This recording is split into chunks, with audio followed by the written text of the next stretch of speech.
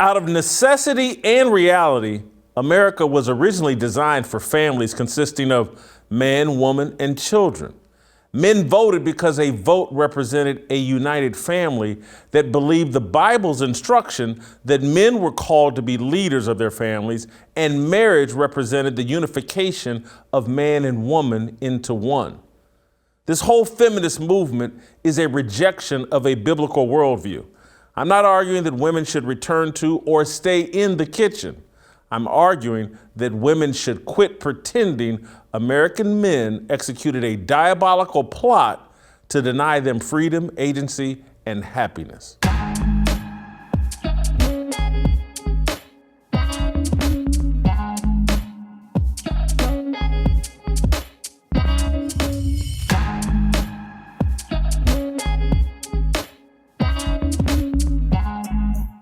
Happy Thursday and welcome. Welcome to Fearless with Jason Whitlock. I am Jason Whitlock, your host. We have a fantastic, awesome show planned for you today. Guess who's in studio with me? Jill Savage. Jill, welcome back. You brighten up the studio. You brighten up my day. It's great to have Jill here. She's going to be joined by Shemeka Michelle, TJ Moe, and Steve Kim today as I expound on the conversation we started yesterday about Brittney Griner. I'm now going to expand that conversation, and I need Jill here, I need Shemeka, I need TJ Moe, I need because we're going to take this conversation a lot of places. And so as good as I thought yesterday's show was, I think this one's going to be even better. So let's get this fire started, and then I'll start bringing in these fearless contributors, and we'll fan the flames, and we'll have a great show. We're living in the Mad Women era. Hillary Clinton is Don Draper. Megan Rapinoe is Roger Sterling. Stacey Abrams is Pete Campbell. Surely you watched Mad Men, the critically acclaimed AMC TV series about the sexist and entitled men who ran Sterling Cooper ad agency. Draper, Sterling, and Campbell drank heavily, bedded their employees, and came up with catchy slogans to justify and promote smoking cigarettes, eating fast food, buying overpriced foreign cars, and smothering food in ketchup. Dang, I read that list and I was like, I bought into every slogan they foreign cars, ketchup, the fast food, the whole nine. Well, I didn't smoke. Anyway, Mad Men cleverly demonized the 1950s and 1960s by simply shining a light on the sinful behavior of men in the workforce. Don Draper was the anti-Jim Anderson, the fictional insurance agent in the show Father Knows Best. Draper cheated on his wife and ignored his children while chasing career success. Most culture critics would say Mad Men exposed more truth than Father Knows Best. The critics might be right, but I would argue we've learned nothing from our past mistakes. We're not evolving, we're simply repeating our failures. We've replaced mad men with mad women. The entitled emotions of women currently rule America. Women believe they're owed a debt, reparations. They've been collecting that debt for the last 50 years through emotional blackmail. This era reminds me of the Virginia Slims ad campaign, "You've come a long way, baby." You can see it in the sports world. It started with the 1972 passing of Title IX legislation. The feminist movement cast women as black people in need of civil rights protection. Title IX piggybacked the 1964 Civil Rights Act that outlawed discrimination based on race, color, religion, and sex. The history and treatment of women and black people in America are not analogous, nor are they linked. Feminists, particularly white feminists, portrayed themselves as the new black so they could benefit from discrimination they did not endure. Let me give you an example of how this manifests itself. Megan Rapinoe, Brittney Griner, and other female professional athletes believe they should be paid the same as their male counterparts. WNBA players complain that they are grossly underpaid because of America's history of sexism. Griner, one of the WNBA's best players, earns $221,000.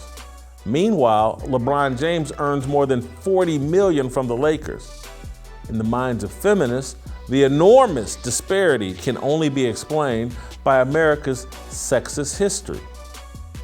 All right, well, hold on. How wide is the disparity between LeBron's skills and Brittney Griner's? The WNBA is just 26 years old and has never come remotely close to turning a profit. The NBA is 76 years old. Was there ever a time in the NBA's history where the league was annually losing millions of dollars and paying its players $221,000? I'll wait. No, there was never a time when that happened. The WNBA is a charity subsidized by the NBA. The WNBA exists out of the goodwill and benevolence of men. We hear constant complaints about WNBA stars having to play overseas during the offseason to earn larger salaries and supplement their income. American male professional athletes used to work as mailmen, construction workers, factory laborers during their off seasons. In the infancy of the NFL and the NBA, nearly all of the players had off-season jobs, and some of them worked second jobs during the season. No one is asking Brittney Griner to do anything male athletes haven't done. It's what you do to build a business. But we've been convinced that women are owed a debt, that women were mistreated for generations and generations, and that we must fast track their success and pay because we undermined it for hundreds of years. It's not true. I'm not arguing women face no unfairness.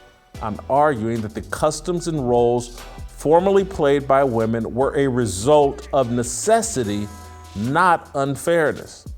Let me explain. Let's go all the way back to 1776 and the founding of this nation. There were no cars, no airplanes, no grocery stores, no DoorDash, no Instacart. If you wanted to eat, you had to farm and do really hard labor.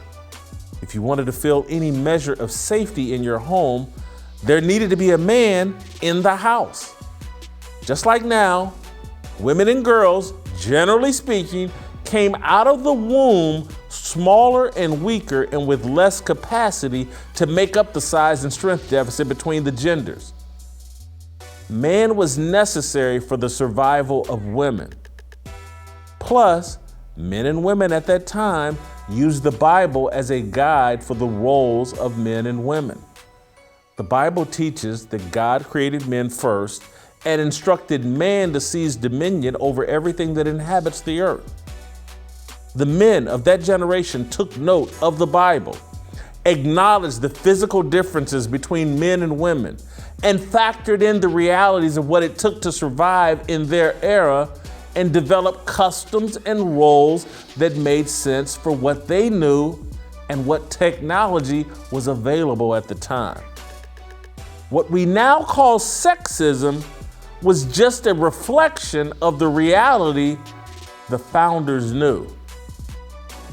As reality changed, as technology advanced, American men adjusted American customs and roles.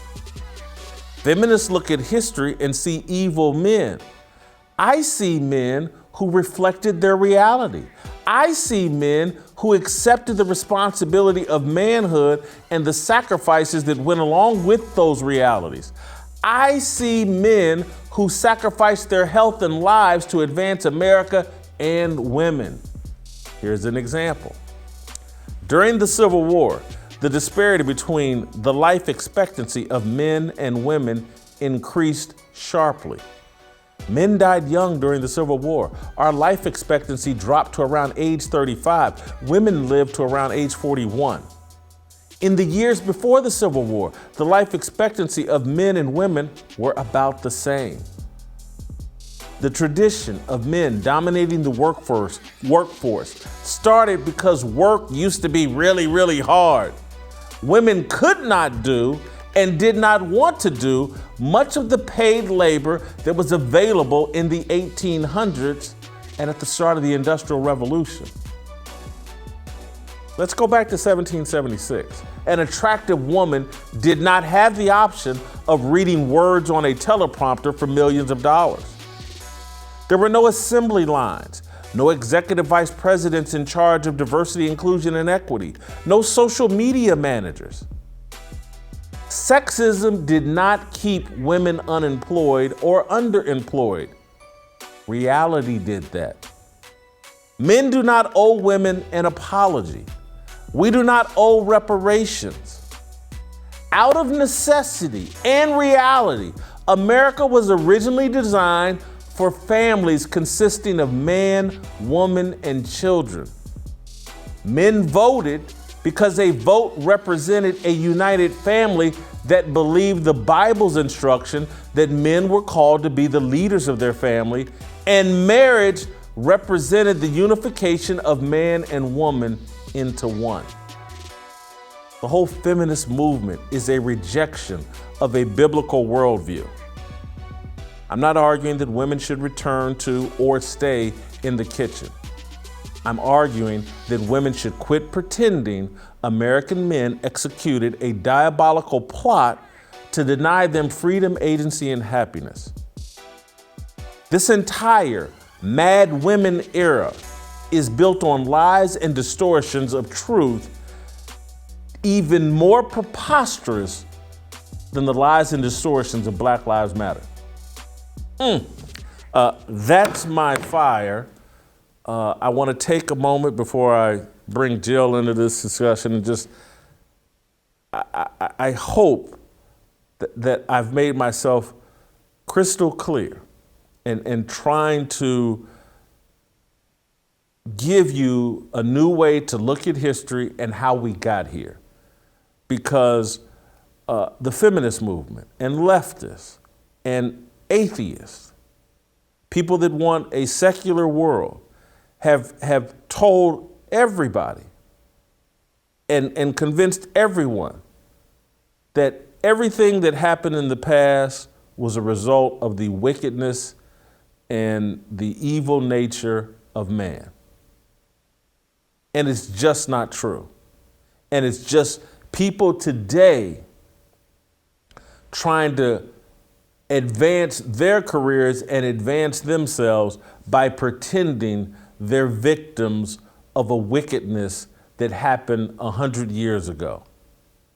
There are kernels of truth in that as it relates to descendants of slaves in America. Kernels of truth. It's not an absolute truth. I am not a victim, and my life hasn't been diminished because I descended from slaves. The reality is, based on the reality of 2022 is, I am lucky that I am a descendant of American slaves. That's a fact. I don't care how it makes me sound, how it makes me look, what people over Twitter will say. But there's a reason why all the complaining Black people, there's a reason why Jesse Jackson never hopped on an airplane and moved to another country. There's a reason why Al Sharpton, at gunpoint, would not leave this country and renounce his American citizenship. Because he knows he's lucky that he was born here and lives here and is a descendant of American slaves. Lucky. This is the safest, fairest place on earth for Black people. That is an undeniable fact. Don't let them recreate history. Don't let them lie to you about the reality of today. What I got to give these feminists credit for is they looked and, look what Black people have done. Look at that Civil Rights Act that, again, was appropriate, in my view, and necessary based on America's racial history at that time. But the feminists said, you know what? If we can pretend like we went through slavery, if we can pretend like We were denied job opportunities out of the brutality and the sexism and the evil nature of white men. We can now use that in 2022. We can use it in 2017. We can use it in 1995. We can use it to advance our careers and get opportunities and demand things we have not earned. That's what Brittney Griner and Rapinoe, their whole lives are built around that. The WNBA is a charity organization. It's big brothers, big sisters. The average worker at Big Brothers Big Sisters doesn't make $220,000. It's a charity. They probably make $40,000 or $50,000. It's a charity. The WNBA, a lot of these women's sports, the whole Megan Rapinoe and the soccer thing, it's like they're paying their dues. They're acting like male athletes didn't have a tradition of paying their dues and not making a lot of money when their leagues weren't all that profitable. And their leagues were profitable and they were still getting paid. I think Wilt Chamberlain and Bill Russell in 1965 made $100,000 apiece. Bill Russell made $101,000. He wanted $1 more than Wilt Chamberlain in 1965. And that money today is around $600,000. Good living, but not generational wealth. And again, the NBA was turning a profit at that time. It wasn't some charity where they were paying guys $100,000 a year out of the goodness and the benevolence of sports fans or ownership. This entire entitlement era that we're living in is a joke. This country has not been perfect, but it's been fair.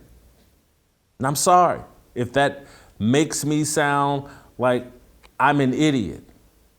And again, I'll envelope slavery into this. Slavery at the beginning of America, whether you consider it 1776 or if you're like the New York Times and you're a nut job and want to call it 1619, slavery was a global phenomenon.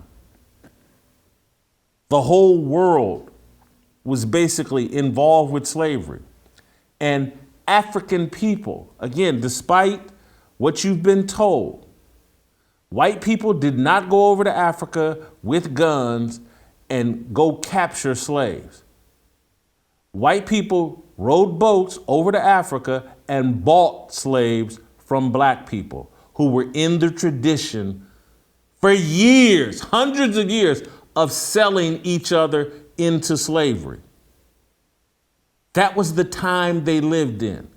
Black people in Africa captured other black people and sold them into slavery around the world.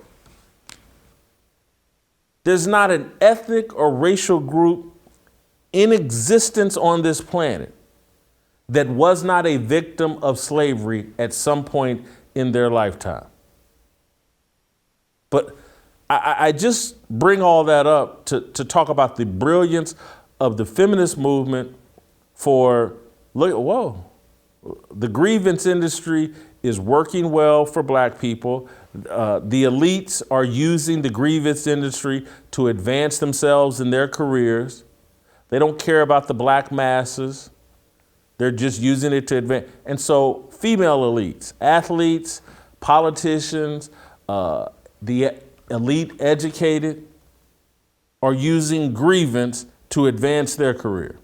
And we got all these mad women running around.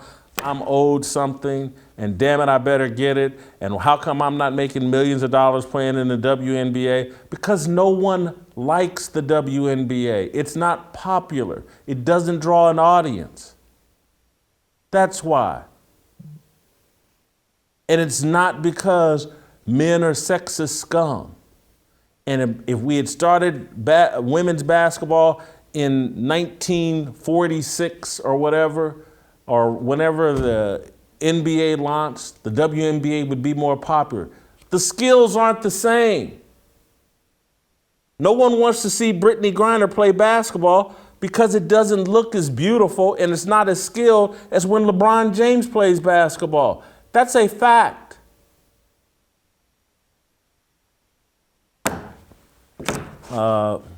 Jill, gonna bring you into this conversation. Am I just a terrible sexist pig? Am I drawing the wrong conclusions from history?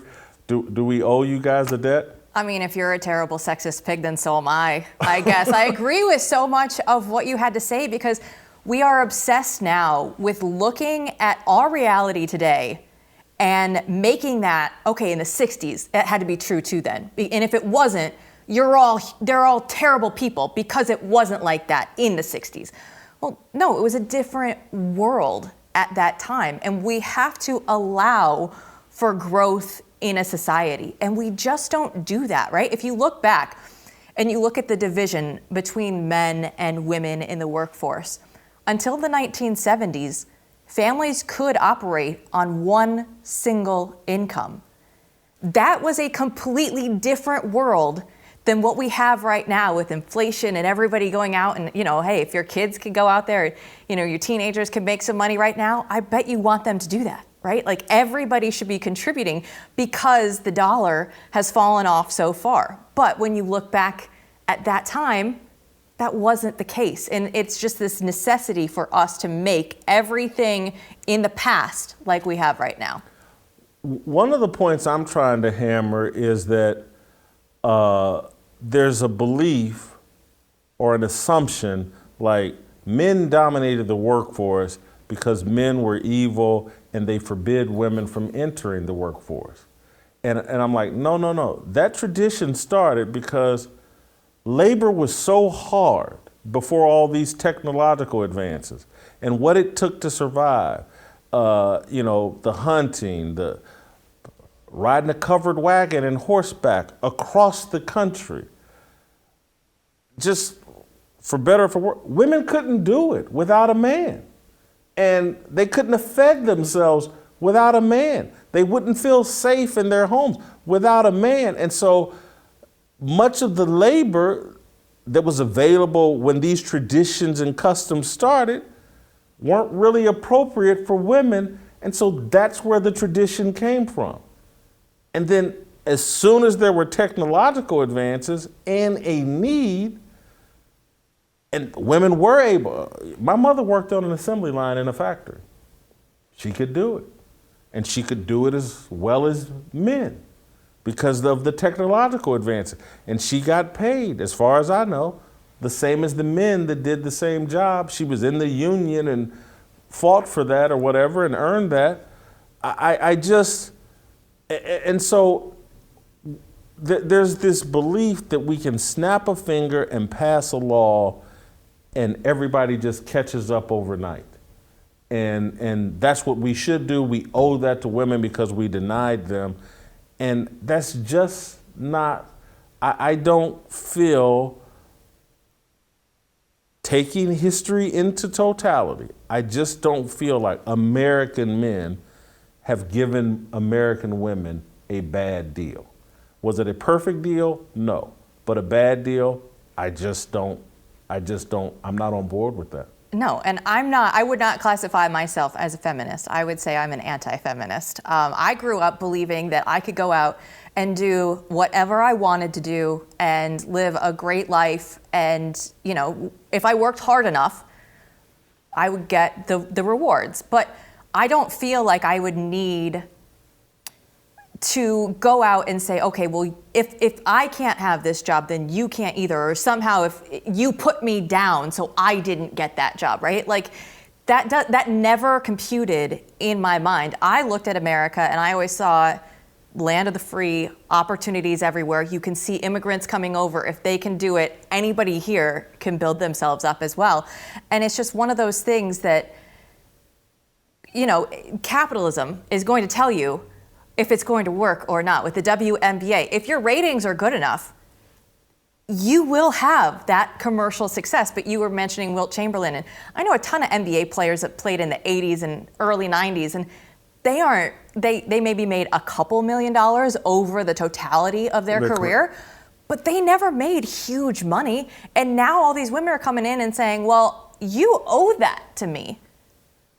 But the reality of it is you have to work for that. You have to get the ratings. You have to get the shoe deals, the endorsement deals, everything else, all the marketing dollars that go along with that. And it's just, it's growing for that sector, but it's not at the level of, even Michael Jordan was playing for $2 million in the 90s. And you think, Michael Jordan, the best of all time. And Brittney Griner, I understand she's going over and playing in Russia and trying to get more money, but that's a sacrifice. Len Dawson was the quarterback of the Kansas City Chiefs. He was also the sports anchor in Kansas City forever. People did this before, and I don't think that they were complaining at that time saying, oh, how unfair this is for me that I have to go out and play in the NFL and work as a sportscaster as well. That, again, is this anger, this debt, this reparations that people are saying they are owed. And capitalism proves, let's use Serena Williams and women's tennis as an example. When the success and the popularity is there, the endorsement monies, the prize money in tennis reflects that, like, the women's game seems to be just about as popular as the men, if not sometimes more popular. And off the court, the women tend to make more money than the men in tennis. And on the court, they either make nearly the same amount of money or maybe even more. I would bet that, I wonder if there's any American man that has made more money than Serena Williams through the sport of tennis, when I'm talking about as a player and in endorsements. And then when you toss in the Anna Kournikovas and the other women, or what, they're killing it. And so I can't. It's if the success is there, if the profitability is there, capitalism will take care of these female athletes.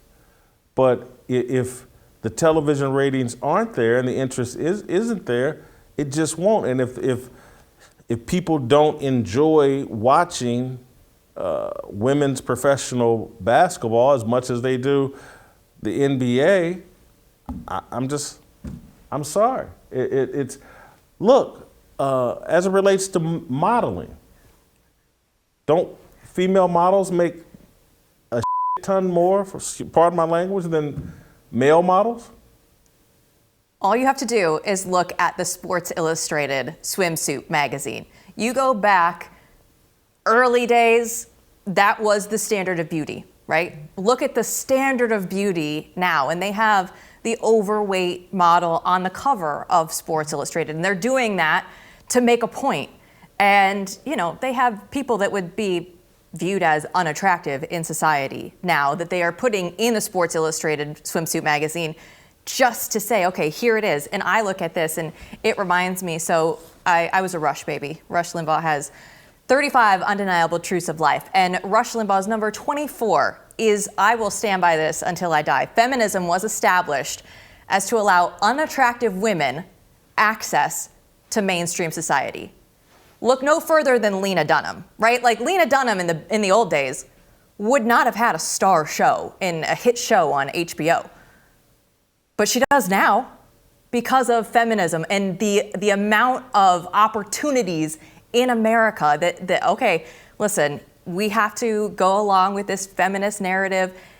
The show was never that good. It was a knockoff of Sex and the City, which had already been done. It was all bad. There was nothing original, groundbreaking, earth-shattering for it. Yet we were all supposed to sit out here and praise Lena Dunham because she did something.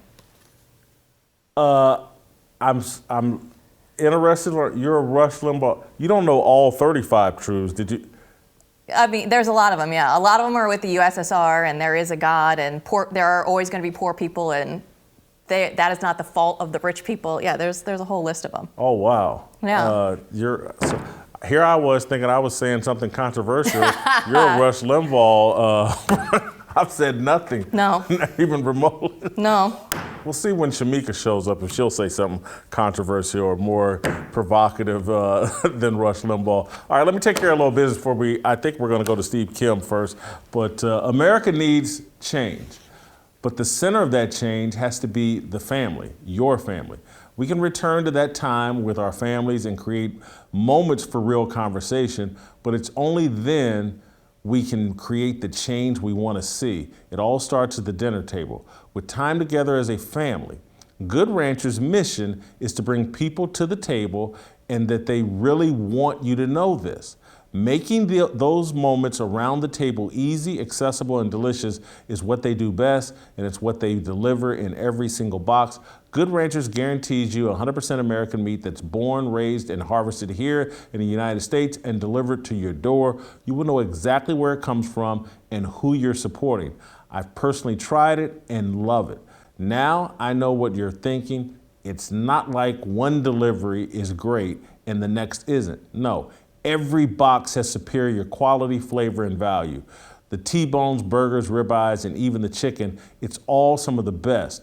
Good Ranchers is a company that supports American agriculture, plus they support us and what we do. So go check them out, support those who support us. Make sure to use my promo code FEARLESS to get $30 off your order, plus get free express shipping. You can make gatherings at the table common again with Good Ranchers. Take advantage of this offer before it's gone. Go to goodranchers.com/fearless to start bringing people to the table, creating change in America, and eating seriously delicious food from Good Ranchers, American meat delivered. All right, the Korean Cosell, X. Yeah, 모두 다 빨리 박수 쳐 기다리지 말고 서둘러 Isn't that I'm back just to feed you raps I see that you are 배불러 So fly All right, let's roll out to Los Angeles and bring in my favorite Fearless contributor, the Korean Cosell, Steve Kim. I don't know who's more provocative, the Korean Cosell or Shemoke show. Cosell, Kim, help me out here. Oh, you got some good Fearless swag on. I love that. Do we owe Brittney Griner and Megan Rapinoe and women athletes reparations like they're demanding? Well, first of all, I'm going to get this right off the bat. There will be no grape ape references today. I'm staying 50 feet away from that. There's going to be no Magilla Gorilla. None of that. Trust me. Okay, now, in terms of the quote-unquote reparations for women and sports, you know what the reparations are? We allow you to have a league. They're playing. They're making money. This is maddening to me as an everyday working class American, which I'm very proud of. I'm seeing these tweets saying Brittney Griner only makes $220,000 in the WNBA. Okay, let's not start a GoFundMe campaign, as I like to say. She's not at the soup kitchen. She's not getting her next line of clothing at the Salvation Army or the Goodwill. Depending on your source, and it fluctuates, the average American salary is between $45,000 and $50,000 a year. Now, $220,000 in most cities, that's a damn good living. Now, in San Francisco, you're probably destitute and you're living in a broom closet. But we all make our choices in life. But this whole notion of that Brittney Griner is being exploited and that she has to have a second job. The second job, by the way, she's not digging ditches. She's just playing basketball. But this kind of, and then they always bring up, and this is where I'm going to defend LeBron and his $41 million salary, because at $41 million, poor guy needs to have me defend him, right? They always compare, well, he makes $41 million. Jason, this reminds me of that viral video that I know I passed on to you. Reminds me of that baby mama that had 4 different fathers, and she gets upset at that one father that brings his one son McDonald's. Hey, ladies, don't worry about LeBron's quarter pounders. Be happy with your one Big Mac, because basically when it relates to the WNBA, that is an entitlement package provided by the NBA. That's the reality. Steve, I got in a little trouble yesterday for basically saying I don't have a lot of sympathy for Brittney Griner. and what she's going through in Russia. And I referenced the movies Midnight Express and Broke Down Palace, and just like that, I've always had this fear of getting arrested in a foreign country. And I don't understand why Brittney Griner didn't have that fear. And by the way, she pleaded guilty today over in Russia. They say that's kind of a formality. She had no choice to do it. But do you have a lot of sympathy for what Brittney Griner is enduring right now? You mean for her game of Russian roulette? No. I really don't. You know, when I go into a foreign country, specifically one like Russia, I wouldn't bring my nutritional products. I wouldn't bring Flintstone vitamins. I'm being dead serious. And we have to go out there and play by the rules. And you know what's funny? I want to tie this into something that I watched about 3 weeks ago, and I hope you're sitting down. Looks like you are. I actually enjoyed the 3-part 30 for 30 on the 1996 women's U.S. Olympic basketball team. I got into it. I enjoyed it. And you know what? I had great feelings for most of those players, starting with Lisa Leslie from L.A., because they were patriotic. They loved our country. They played for the right reasons. But there was this one segment when they were marketing this. The WNBA actually took a hold of this and said, okay, we're going to be the sponsors. And when they started doing their promotional packages, they made it a point that the women that were involved in that team, whether it was Cynthia Cooper or Cheryl Swoops, they all had to look feminine. Some of them were a little bit uncomfortable with it, but they understood that there was a bigger picture. Jason, you've referenced this before. The way they look nowadays is a little bit of a turnoff. Let's just be honest with a lot of middle America. The other thing is, individually with Brittney Griner, when she kept wagging the finger at most Americans and basically in her own taciturn way saying most Americans are prejudiced, and then you want to take knees and have protests on behalf of Jacob Blake, you're going to turn off people. So a person like Brittney Griner simply is not going to engender a lot of sympathy. What's that old saying, Jason? The energy you give is the energy you get.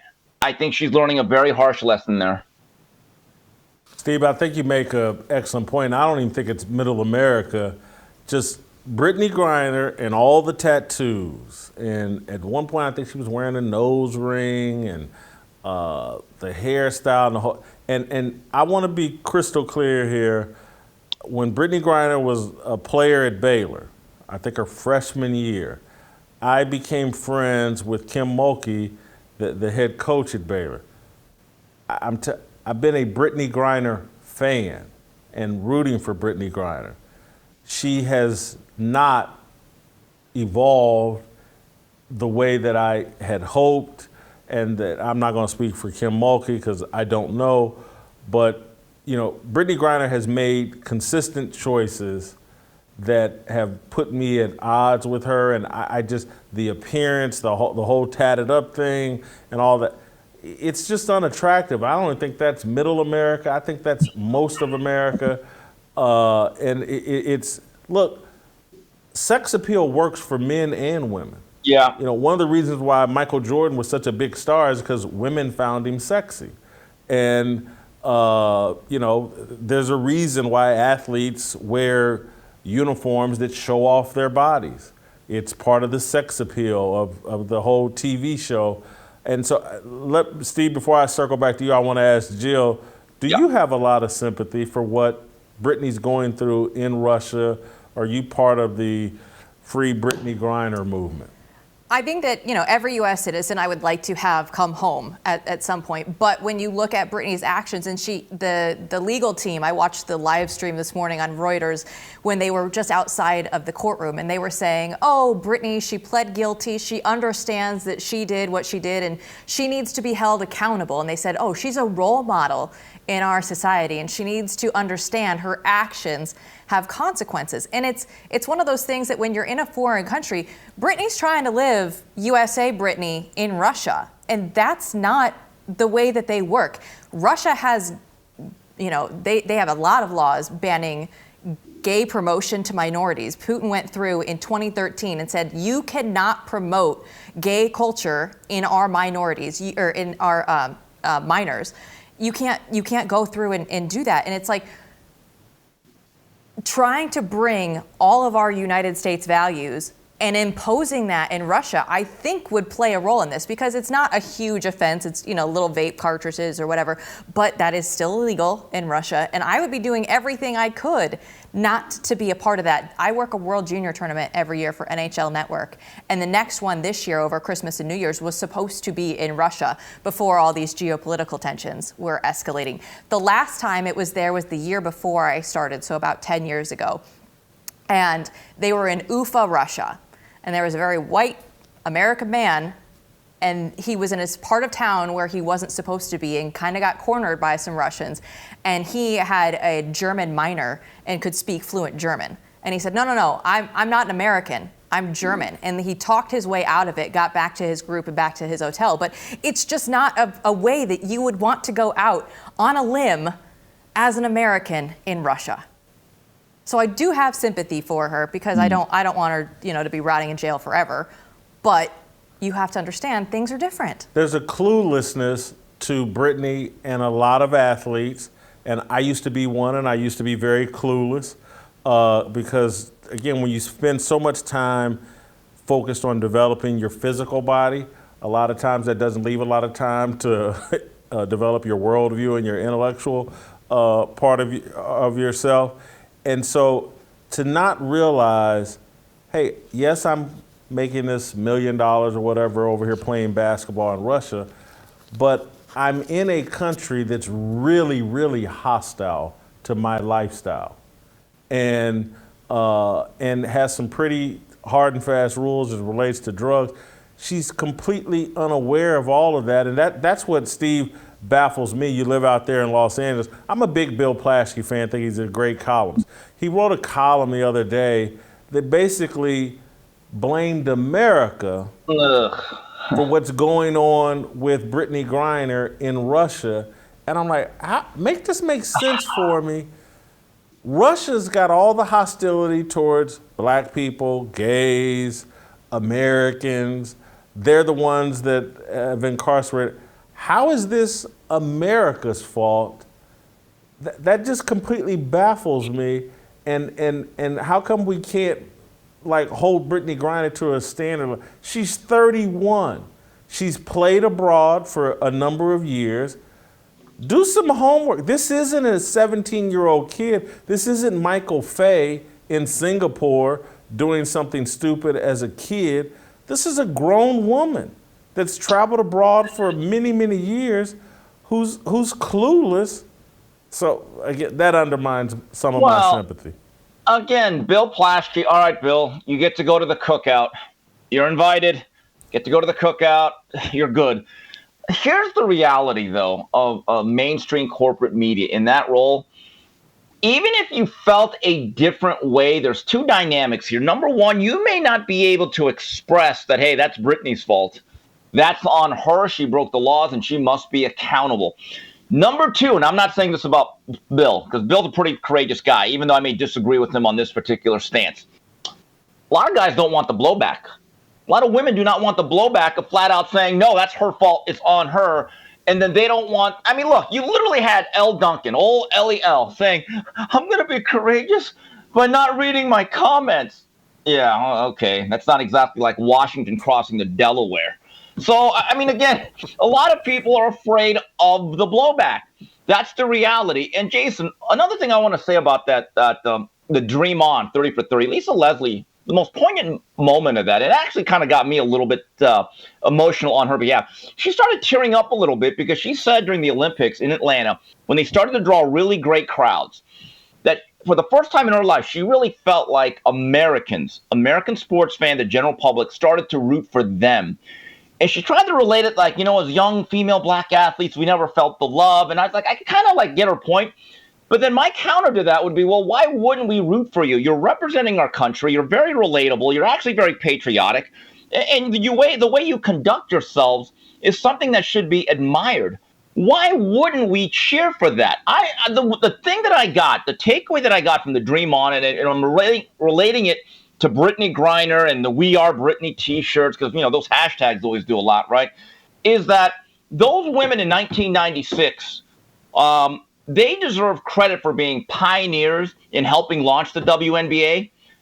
The current WNBA players should be put on the microscope for actually moving that whole message backwards. No one wants to say it, but let's be honest. You said it. I back it up. When you watch some of those things, you're like, you know what? Nah, I'm good. I'm good.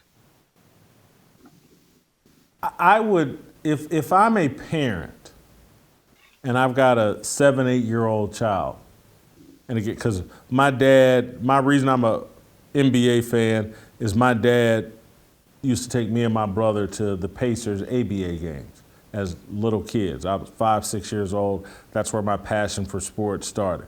And so if you're a parent and you're taking your 5, 6-year-old daughter to WNBA games, and everybody's all tatted up, and everybody is pro smoking weed, and they let you know it in every way possible.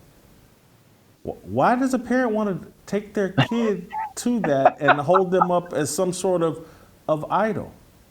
I think that what you said about being a fan of Brittney Griner at Baylor has some weight to it, because I see a lot of young girls going with their parents to women's college basketball games. And that's a product that a lot of people are starting to support, right? It's their team. They already are invested with it. This is something that families can get behind. But to your point, when they go off on their own and they do start making good money, and by the way, that $220,000 is for a couple months of the year, not your yearly salary for all you sitting at home that are working every week. This is just what Brittney makes over the summer.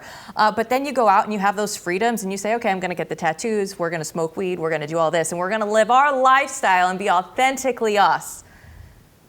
Well, society is telling you that they don't like that. So adjust if you want to, or not, it's up to you, but the dollars that are going to be coming in are going to be a reflection of that. Well, what they have figured out, though, and this is kind of my overall message, is they don't have to get in alignment with what society wants. Corporate America has stepped in and said, you know what, we're going to pay you regardless because we owe it to you. And we've treated you wrong for so many years that, you know what, even though your salary should be $25,000 a year, we're going to pay you $220,000. The WNBA is going to subsidize, and we'll throw some of our NBA advertising dollars over to you guys.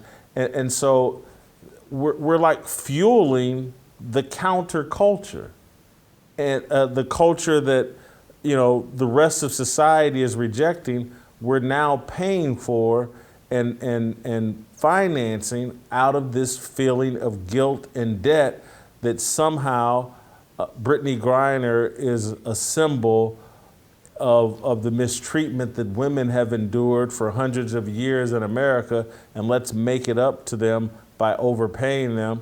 And I just reject the whole notion that they were mistreated for hundreds of years. Steve, I'll give you the final word, and I'm gonna then we'll get to an approval rating on Brittney Griner. Go ahead.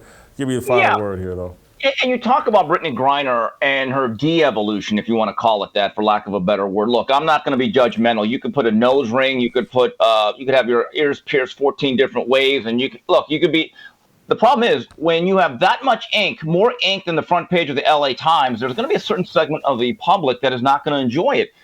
I go back to Lisa Leslie as I'm watching her, and she went to the same years of high school that I did. I would say that she was one of the most dominant athletes during my time, from about 86, 87 to 1990. She literally scored, Jason. I think she went to Inglewood High. She scored 111 points one time in a game. That's how dominant she was. And I went to Montebello High School. We all knew of her. Then when she went to USC, she did great things. But as you watch her now, and this is a point that I think I'm going to belabor, she is very elegant. She's very feminine.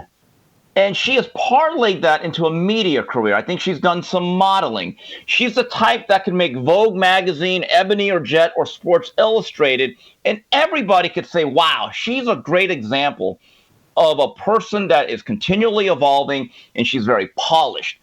At what point did it become something negative to be feminine? You're still ladies. I know you're playing a sport, but again, as you watch the WNBA, you're right. If you are a father, I'm not exactly sure those are the role models that you want when you look at some of those things.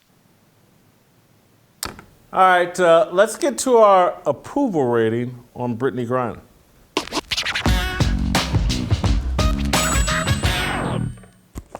I believe I'm going to go first, followed by Jill, and then Steve.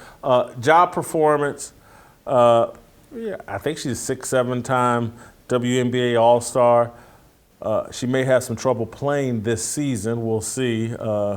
Even despite this guilty plea today, I was reading that the trial could still go on for weeks, even months.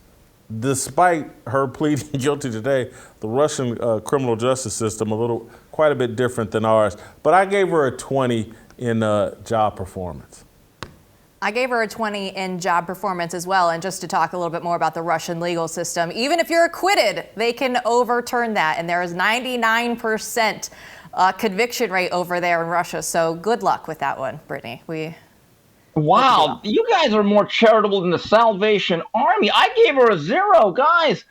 You got to do the job. You got to be on the job. She ain't on the job. She gets a flat 0, nothing, nada, zippo, zilch. Show up to the job. She still made the All-Star team. They're still throwing her in there. Okay, first I want to recount. I want to recount those votes. Jeez. I'm going to plead ignorance here.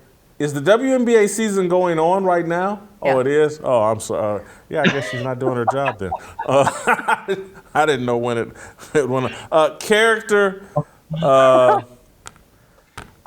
gave her some points here in character, because a 6'8", 6'9" woman, that's a tough road to hoe.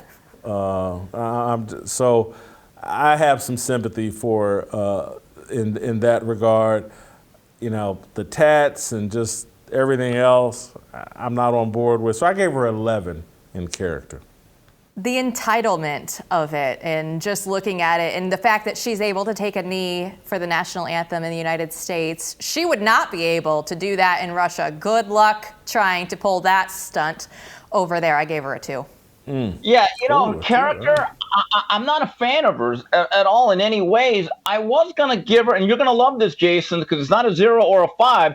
I was going to give her a 3, but since she gets most of her points in the paint, I'm going to go with a 2.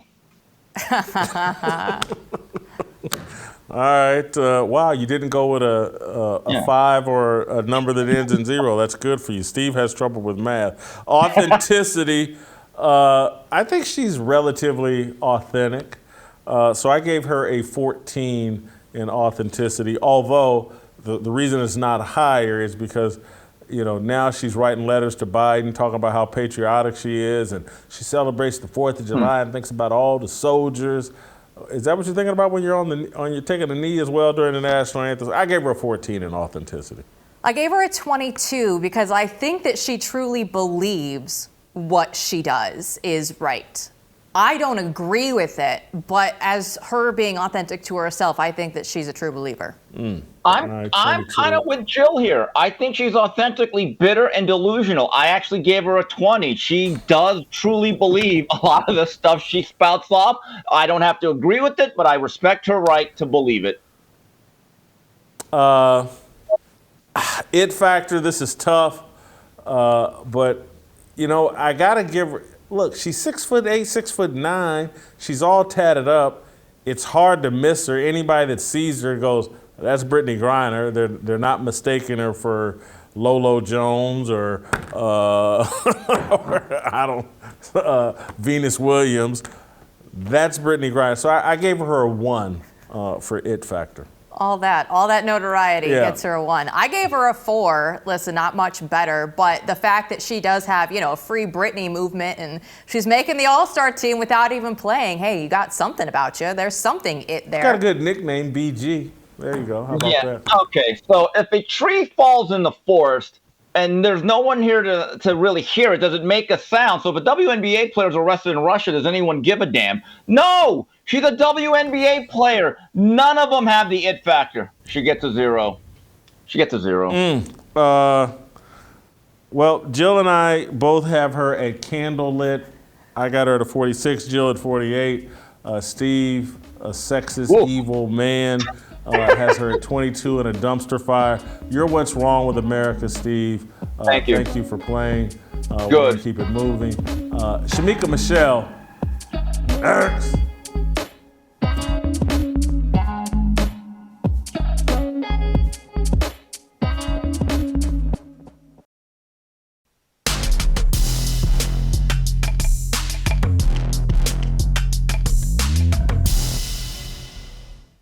All right, let's roll out to North Carolina and bring in Shemeka Michelle. Shemeka, I want you to put your hand over the Bible and raise your other hand, and I want you to promise not to cause any controversy today. I need you on your best behavior.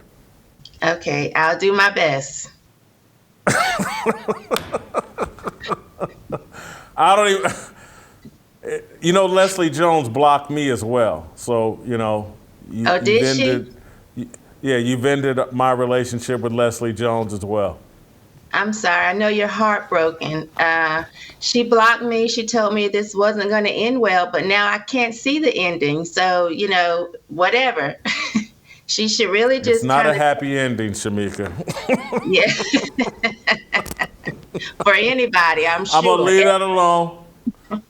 I'm going to leave that alone and return to our conversation here about women and Brittney Griner, and just, I'm making the argument that women in the feminist movement have convinced men and society at large that women, particularly American women, are owed an apology and reparations. Do you think that you are, and women as a whole, are owed an apology and reparations? Jason, I do. I do think that men owe us an apology. And if they do, it is for not taking their rightful place sooner and letting us get out of hand. When we look at what's going on in America, when we look at the cultural rot, I believe part of that is women being out of place. And this entire idea that we live in a patriarchal society where men just want to oppress us is a lie. It's not real. When we even look back to women wanting the right to vote, I believe overall men have been overly benevolent and bent over backwards for women. When they said they wanted the right to vote, men who were in positions of power said, okay, you know, I don't care how much they marched or how many picket signs they had. It was the men in power that gave them the right to do so.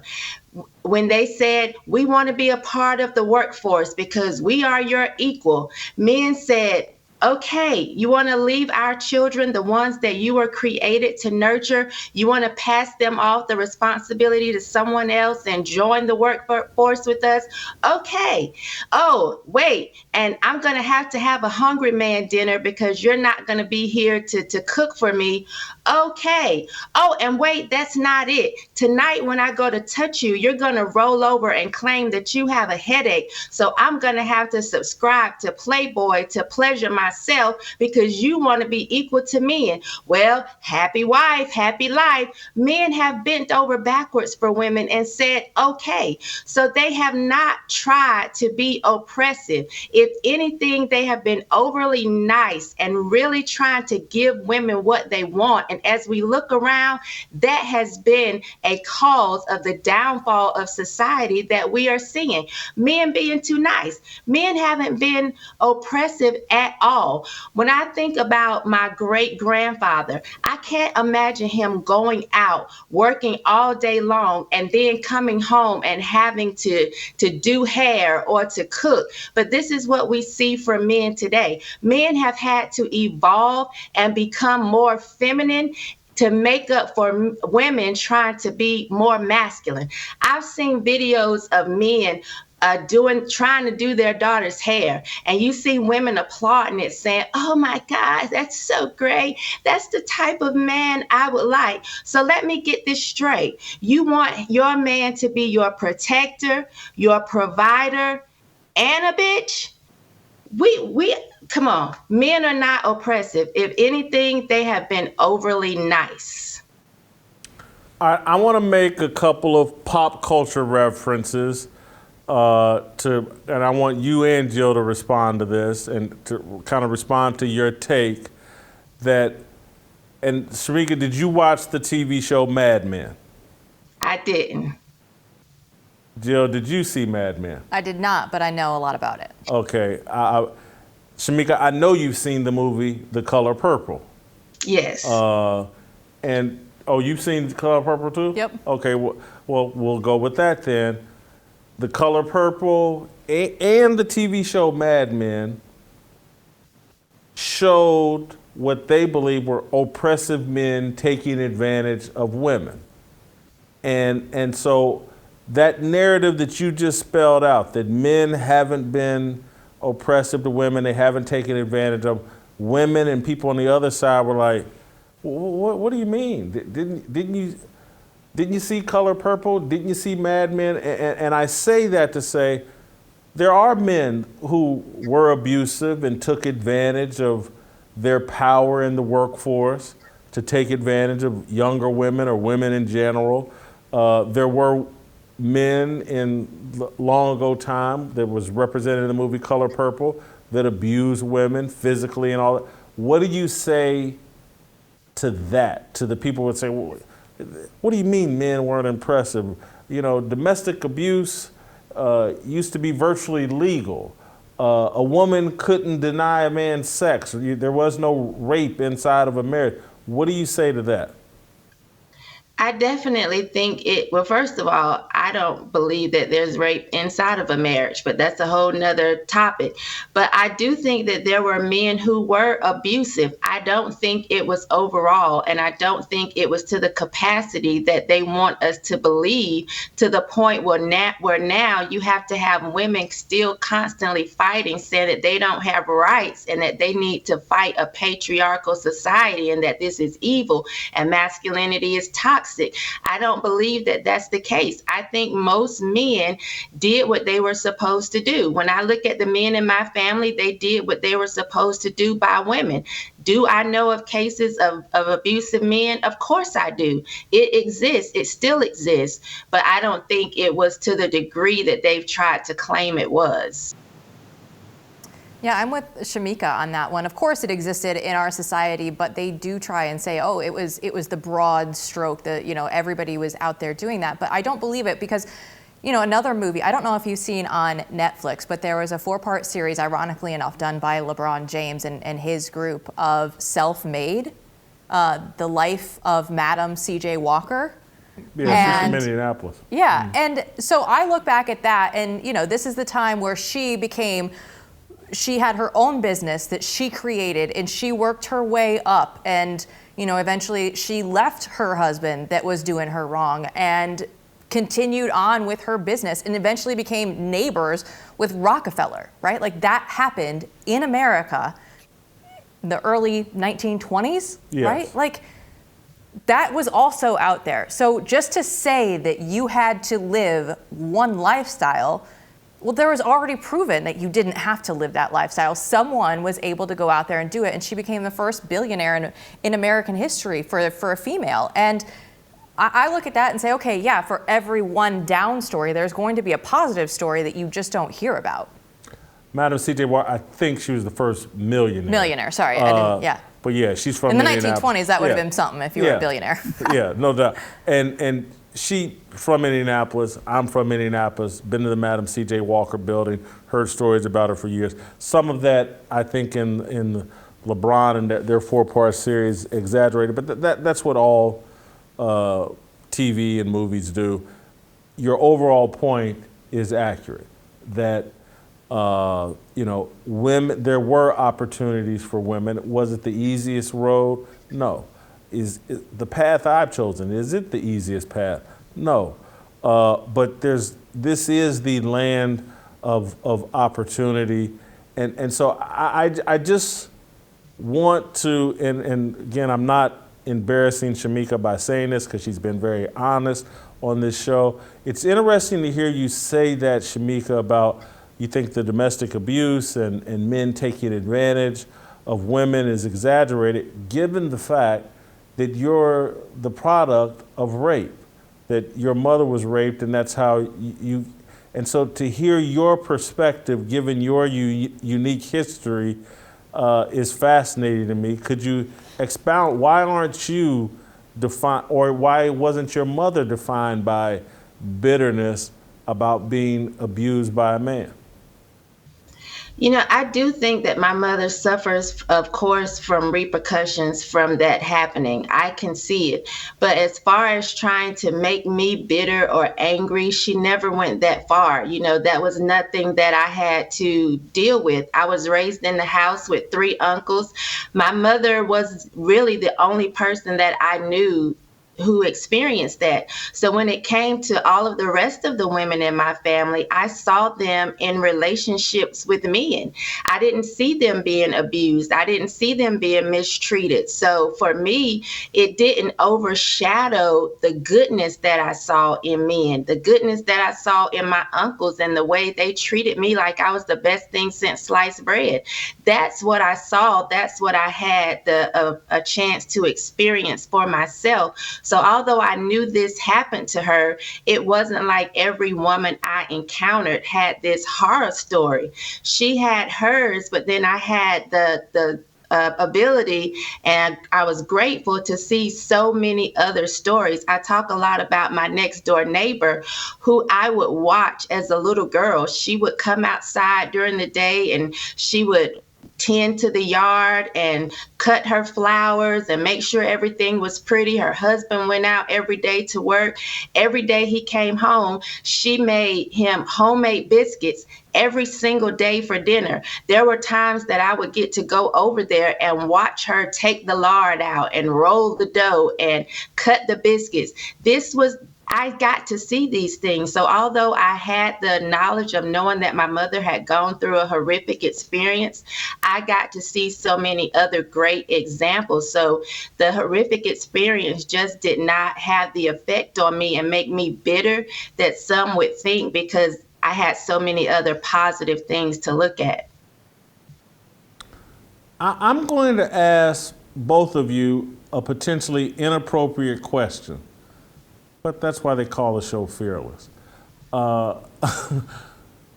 Why are both of you guys single? How come you're not married? They make toxic masculinity a bad thing out there in society. There's not a lot of it left out there, Jason. It's a lot harder. When I lived on the West Coast for 13 years, Oregon, San Francisco, there wasn't a lot that I was like, oh, you know what? That's the one. So now and I was on the road a lot for covering sports. Every weekend I was gone. Come to find out, the men aren't as secure with that when you're the one that's going out and leaving all the time. Yeah, I wouldn't like it. Yeah, so I wouldn't like it. Those are just a couple of the reasons that I'll say that's why. I'll have to tag that right now. I think my purpose is to be doing Fearless. I could easily settle down with the man and live off the grid and just be his happy little wife. I would be happy doing that. But I think right now God's purpose for me is to have a bigger platform, to actually teach people what I've learned in life. And I would want to be in a place that when my husband, if he were to ever say, you can't do Fearless, I would say, Jason, I'm sorry, I can't do Fearless, and not feel like I am disobeying God, because my first priority would be my husband. And if he said I couldn't do this, I wouldn't do it. So I think right now, this is what God would have me to do, and this is what I'm focused on. Give me a few more years, I might be going off the grid. I don't know. the way that this whole thing's going. I think I told Bobby and Anthony in one of the first harmonies that I was going to become one of those bearded Quakers, or what are they? What are they called, Quakers or whatever? but that I was going to adopt their lifestyle. That's the things have gotten so crazy that I think those guys have got it right.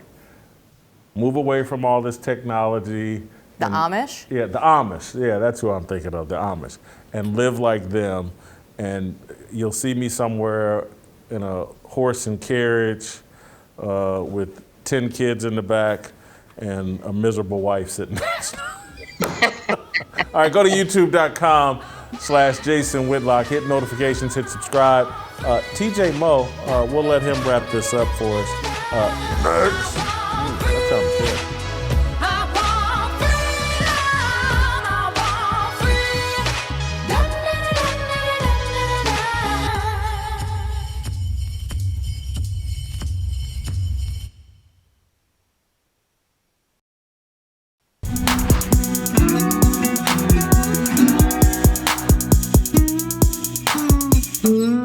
All right, welcome back. Time to bring in the Show Me Kid, TJ Moe. TJ, I want to reframe our discussion with you this way. I'm arguing there's a war between the sexes, the feminist movement against biblical worldview and against men, and the feminist movement is winning. They've convinced us all that we owe them reparations, but do you think I'm right in arguing that there's a war between the sexes globally, but certainly here in America most acutely? Yeah, I think it's mostly here in America. If we take a lot of our social cues from movies, and it's like you will see oftentimes in movies where there's a young girl falling in love, and she goes to talk to her parents, and they're like, hey, she's like, I just don't know what to do. And the dad will say, well, does he make you happy? Like they've just decided that that's all that marriage is. Does he make you happy? And it is such a stupid approach. And it is, the reality is when you're talking about marriage, a good father would say, hey, will he provide for you? Can you rely on him? How's his work ethic? Is he going to protect you? Do you trust him? And instead of saying, like, here's what a man's job is. A man's job is to do a lot of different things. Is he committed to Jesus? Is he going to be your spiritual leader? We've broken it down to, is he going to make you happy, right? And then if you go that low, then what you see oftentimes on Valentine's Day. Don't ever waste your time and get on social media on Valentine's Day, because you will see all the single women say, I don't need no man to make me happy, because that's all that men have been boiled down to is, well, I'm independent and I don't need them. It's like back in Bible times, and actually this was true even in the United States into the early years. This was true in China and Russia into the 20th century. We used to have arranged marriages, because we had an understanding, by the way, I'm not advocating for going back to arranged marriages, but we had an understanding that you each had a role to play and that you guys need to be equally yoked in what you're doing. And so men were to provide a certain role within a marriage and a household and provide stability and protection and provisions for the family. And the woman was to raise the children and the house and be great. And you guys each needed each other. You were on equal footing, but you needed each other. And this feminist movement has decided that men are oppressive and that they don't play any role other than making you happy. And you don't even need them to do that. So back off, guys. What do we need you for? So I think it is, we've moved into such a stupid place societally that we've forgotten all of the needs that we have amongst each other and backed into the place that you're discussing. I'm going to ask Jill to respond to that first, because that I find it interesting what you just said. I think it piggybacks off of what Shemeka was kind of saying, that like men keep acquiescing to the demands of women because we think it's our job to make them happy. But how did that, what TJ just said, sound to you as a woman? Are you looking for a man to make you happy? I think that it's very accurate the way that it's the lowest common denominator in our society every way possible, whether it's between a man and a woman or culturally, whatever we're looking for right now.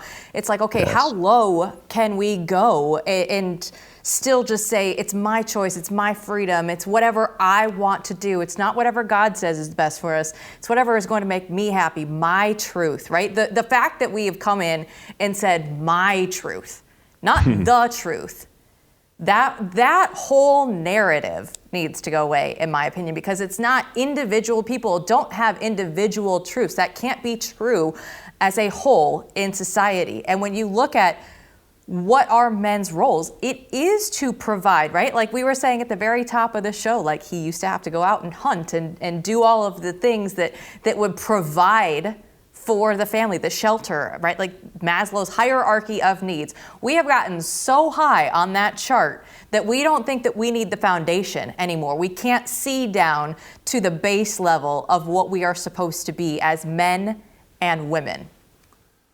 I asked Shemeka and Jill, how come they're single? And I realized it's a fair question to ask myself. Well, how come you're single, Whitlock? And literally listening to your answer helped clarify something for me that has made me a bit of an oddball within my family, within the way I conduct myself with my family. Because I really, and again, and some people would criticize, I really spend very little time thinking about how I can make someone happy. And that makes me an oddball. What I do spend a lot of time thinking about is how can I make someone feel protected, safe, secure, their needs are met. And so I'm gonna, and again, I don't want to call names because, some of the women I've dated are married now and they don't need the burden of having to, you used to date Whitlock? So I relate a lot of stories to my relationship with my mother. Typical woman. She, I say this with no negativity, I just say it factually. Typical leftist, Democratic priestess. And where we struggle a lot in our relationship from time to time is like, I don't have an interest. I don't think it's my job to make her happy. I do think it's my job to make sure she's provided for. And I bend over backwards to make sure all of her needs are met and that she feels safe and she can go out into the world knowing, my basics are covered. House, car, allowance. If something goes wrong, me or my brother's gonna show up to make sure it goes right. But again, as it relates, because TJ mentioned like Valentine's Day or whatever, and again, I can't say that I'm right about my approach to Christmas and other holidays, but I really don't spend a lot of time thinking about those things. And people's birthdays, I don't spend a lot of time thinking about. I really think about I want people to believe, particularly the women in my life, man, Whitlock's got my back. That is my, and it doesn't work as effectively in a society where we've defined, does Whitlock make me happy? I don't think I can make someone else happy. I really don't, because I don't know if there are other people who can make me happy in a sustained way. Now, momentary fits of happiness, perhaps, but my happiness comes from me and my relationship with God. And I don't want to put the burden on someone else of, it's your job to make me happy. That's a really difficult job. I think that's a huge problem in society, is that we expect someone else to make us happy when happiness is an inside job. Nobody else can make you happy. They can do nice things for you. They can provide things, but at the end of the day, it's a choice that you make every day, that it's going to be how you live your life, the things that you do, determining your happiness yourself. TJ, I'm sorry, go ahead, TJ. No, yeah, I want I'm gonna add one thing. I'm coming up on 4 years here in August, I think. My wife doesn't watch the show, so she won't correct me. But I'm telling you, so when you're dating, the gatekeeper is physical attractions, right? In order to even get through the door, you have to be physically attracted. But I'm telling you, as soon as you clear that bar, the physical attraction drops so low on the value list if you know what you're doing. And I think we don't know what we're doing typically when you're looking for marriage. That stays at the top. And you're like, hey, but she's so hot. And then you marry a girl that you have nothing in common with. You have no values in common. You don't see the world the same. You don't have the same religious beliefs. She's not a very good mother. She doesn't, it's like, what was I doing? She's just so hot, and that's going to wear off in 10 years. Instead of like, okay, I'm attracted to her. Now that's like, I don't know, maybe value number 15. Is she a great mother to my kids? Will she work hard if we're in need and we have to make it to get by? Will she trust me? Is she trustworthy? It's like there are so many things. And these values were taught to me by my parents, who have a great marriage and have been married for 30 or 40 years. So I saw all of that. It's taught in the church and stuff. I just think marriage in general, and why guys and girls are pitted against each other oftentimes, is because it's so shallow. The looks thing that Jill was talking about, making it the lowest common denominator. The looks thing is such a low bar, such a low common denominator. We can all see it and feel it. But the reality is, within a marriage, it's like, my wife would not tell you that I'm better looking than Brad Pitt. If she could have got Brad Pitt, I don't know if she would have married Brad Pitt, because Brad Pitt doesn't hold the other values that she wants, right? You've got to get with somebody who holds those values. And so that, I think, is as big a problem as anything, is that we have somebody make me happy, and they better be really good looking on my arm as I take them out in public, instead of how can we build a great life together, independently happy. I'm down in the basement working and having fun and doing all my stuff, but then we go live our lives together. And so all of that plays into what you're saying, I think, where there's just such a gross misunderstanding of the expectations that one gender should have of the other that it leads to a fight. TJ, what do you think about my argument that all these technological advances have undermined, because if we went back to the 1700s, 1800s, maybe in the early 1900s, that looks, again, would get you in the door, but a woman would be looking for, and men would be looking for, more sustainable values than just looks, because they were a necessity. Again, if a man had no work ethic and no ambition, that would really destroy you in earlier times and generations. But now, because there's so much government assistance, there's so much, life is so much easier. You don't have to have a great work ethic. You don't have to have great, reliable values. You don't have to have much ambition. And so things that used to be really important, and people would make decisions on marriage based off of things like that, you just don't have to do as much now because of all the technological advances. I think that's true, and it really puts a big hole in the argument that men are so sexist, because I think most of these technological advances were created by men that actually opened the doorway for women to join the workplace. You look at all the tech billionaires and everybody, they're all men. Mark Zuckerberg, Jeff Bezos, Elon Musk, there's not very many women that were creating these major technological advances to actually allow women to come into the workforce. So it goes back to what Shemeka was saying a little bit, like men have really tried hard to allow women to come into a place where they could be a bigger part of the workforce and society, because back when it was just laborious work, they couldn't do that. I think that's a really good point. It's something I was thinking about. Everybody thinks that, or the feminists and the leftists will say, argue that everything is the wage gap and the attention gap in women's sports and all this is 100% due to sexism. I think it's based on biology, exactly what you're saying here. Men are bigger, taller, faster, have denser bones, more muscle mass. They were physically built for labor. right? It's biblical. They were tending to the garden. Eve was made to be his helper. It's all biblical stuff in Genesis 2.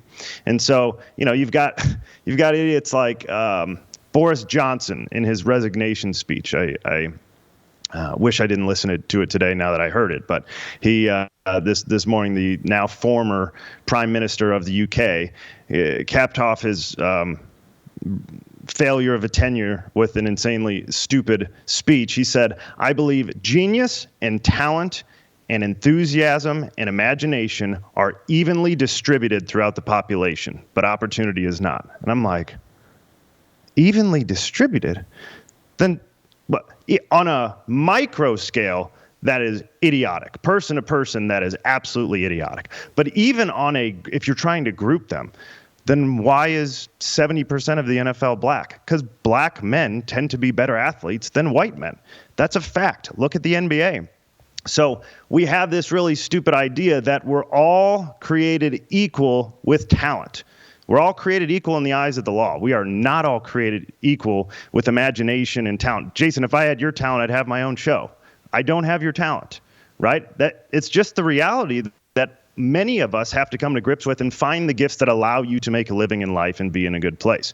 Well, we instead say, Boris Johnson's right. I have every bit as much talent as Jason Whitlock, and the only reason I don't have my own show is because the patriarchy hates me, right? Or whatever your excuse might be. One of the other stupid things to add to this is women make up more than half of the United States population. They're actually more men than women. Are women more just women as than men? I'm sorry, thank you. More women than men. Are women just as sexist as men? Because they're not showing up to these WNBA games either.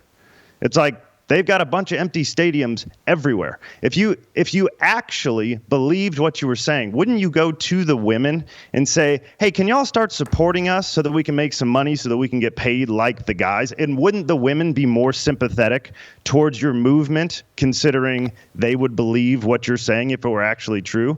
But instead, you've got whatever it is, 51% of the population that are women, 160 million people, not watching the WNBA either because it's not fun to watch and they're not as physically gifted as men. These are obvious biological facts. They would argue that women have been socialized into thinking like men and being just as sexist as men. And again, what they really are arguing is like women were forced to buy into this Bible BS.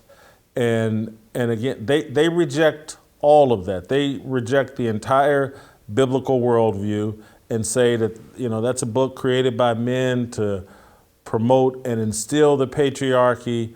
And again, not that I remotely agree with them, but that is their argument. And that's why I'm trying to have these discussions and conversations. You can't get them anyplace else. And I'm trying to open people's mind. The whole worldview you have bought into is hostile to your religious faith. Yes. And if you have a minister that's preaching this hostility, that he has sold you out and he's leading you astray. No different than Creflo Dollar in the conversation we were having. He'd led his congregation astray on tithing for 30 years. There are ministers right now leading people astray about the role of men and women in society. And again, they don't understand.